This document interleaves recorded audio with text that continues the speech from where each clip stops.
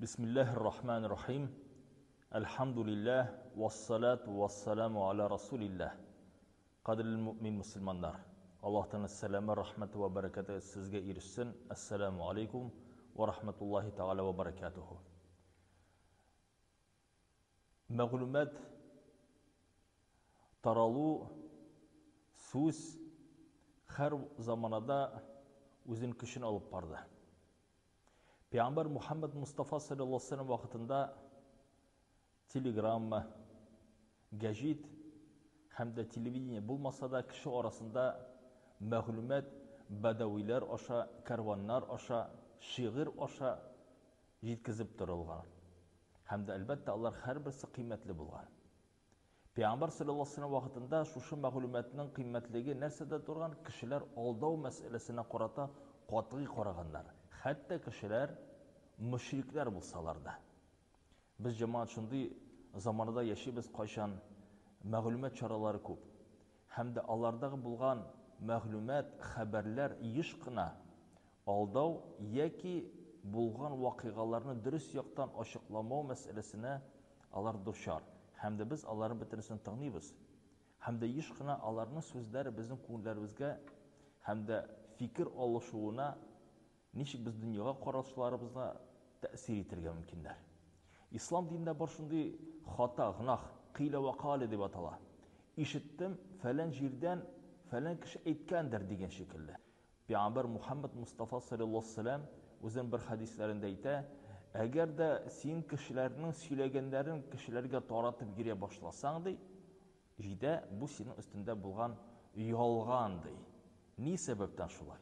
Чөнки чынлыкта мәгълүмат һәм дә аны аңлау, аңа карата төшенү мәсьәләсендә җәмәгать һәрбер кеше бу мәсьәләгә сәләтле түгел. Һәм дә без дә шушы дөньябызның нинди генә зур булмавына карамастак та, ләкин дә күрәбез, бер авылда яшәгән шикелле. Кая гына бер нәрсәгә килеп чыкмаса, аңар шул ук вакытта мәгълүмат чаралары хәбәрен җиткезәләр һәм дә аңар карата бәясен дә кайтаралар.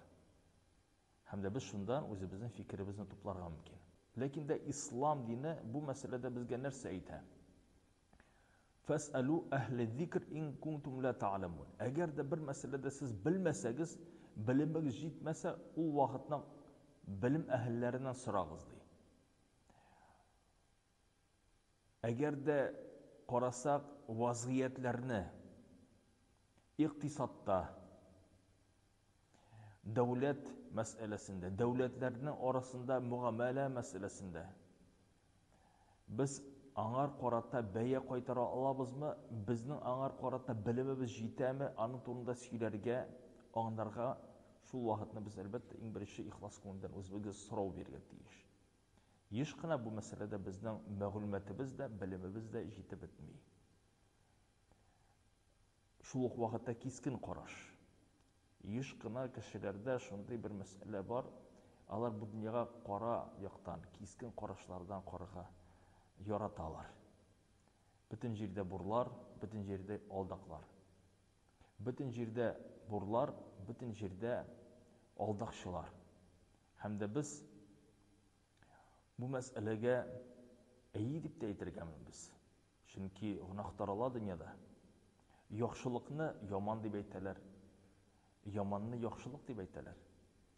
Бөтенесе баштан аякка баскан шикелле. Бөтенесе баштан аякка баскан шикелле. Куръан-ы Кәримдә Аллаһ Субханаһу ва Тәгалә да бер насихат әйтә безгә. Безнең фикерләребезне туплау мәсьәләсендә. Чөнки дөньяда нәрсә генә булмый. Сугышлары да, янгыннары да, инкыйлаблары да була. Фитнәләре дә була. Аллаһ Субханаһу ва Тәгалә Куръан-ы Кәримдә истәүдә билә: "Аллазина ястами'уна ал-каула фаяттаби'уна ахсанаху. Улаика аллазина хадахумуллаһ ва улаика хумул улул албаб." Мөмин мусламаннар алар шулай ди. Алар мәгълүматны җыялар. Булсын ул мусламаннар микән, яки мусламан булмаган мәгълүмат чаралы булсын микән, алар мәгълүматны туплыйлар. Һәм дә үзенең фикерен бу мәсьәләгә чыгаралар. Әлбәттә, дингә нигезләнеп. Чөнки бездә дә диндә бер мәсьәлә әйтелә, әгәр дә бер кеше ашыктан ачык гынаһ кылучы бер кеше булса, син аның мәгълүматын тикшер ди. Дөрес сөйли микән ул ди. Һәм Аллаһ Субханаһу ва Тааля әйтә, әгәр дә менә шушы кагыйдәләргә мөмин мөселман тотынса, шул вакытны Аллаһ Субханаһу ва Тааля әйтә, алар ди Аллаһның туры юлы белән баручылар ди. Алар ди акыл ияләре дип Аллаһ Тааля өстәмә аларга сыйфат бирә. Бакара сүрәсендә бу аят җәмәгать. Шуңарда әгәр дә дөньяда яки дәүләтебез эшендә, безнең шәһәребез эшендә шаят кенә бер мәгълүмат килеп чыкса, шул ук вакытта нинди булса бер хәрәкәтләргә бирелергә кирәк түгел. Еш кына фитнәле вакытта, кайчан хаклык белән хаксызлык буталана башлый. Пәйгамбәр саллаллаһу алейһи ва сәллям үзенең бер хадисләрендә әйтә, әгәр дә фитнә вакыты булса, йөгергән кеше барсын ди, барган кеше ди туктасын ди. Туктаган кеше утырсын. Ни сәбәптән? Чөнки башы белән фитнәгә шуммасын өчен җәмәгать. Һәм дә әлбәттә, еш кына кешеләр сорыйлар, җиңелле булыр микән? Кайчан булса гаделлек булыр микән? Сугышлар тукталыр микән дигән вакытта Аллаһ Субханаһу ва Тааля Куръан-ы Кәримдә әйтә, "Истауду билlah, фа инна ма'ал усри юсра, инна ма'ал усри юсра." Авырлыктан соң җиңеллек килә ди. Белегез ди, авырлык килсә, бер авырлык килсә, аңар ике җиңеллек килә дип Аллаһ Тааля җавап кайтара. Шундыктан без Аллаһ Субханаһу ва Тааля рәхмәтеннән өметләребезне кайтарга тиеш түгел. Аллаһ Субханаһу ва Тааля безнең хаталарыбызны афу итүче, эшләребездә ярдәм итүче. Үзебез ягыбыздан гыйбадәтебездә ихлас булсак, Аллаһ Тааляга карата дуа кылсак, гаиләбездә тынычлыкны тотсак, эшләребезгә карата намуслы түгел килсәк, җәмгыятьтә фәсадлекне, гынаһны таратмасак, кешеләрнең хакларын үтәсәк, иншааллаһу Тааля безнең өлешебез булачак дөньяның тынычлыгы булуына, гаделлек булуына иншаллаһ, сугышларның таралмавына, фитнәләр безнең арабызда кирмәвенә без сәбәпче булырбыз иншаллаһ. Үзебезнең изге эшләребез белән, намуслыгыбыз белән иншаллаһу Тааля. Аллаһ Тааляның сәламе, рәхмәте ва бәрәкәте сезгә ирешсен. Дөньягыз тыныч ва имин булсын. Ассаламу алейкум ва рахматуллаһи ва баракатуһ.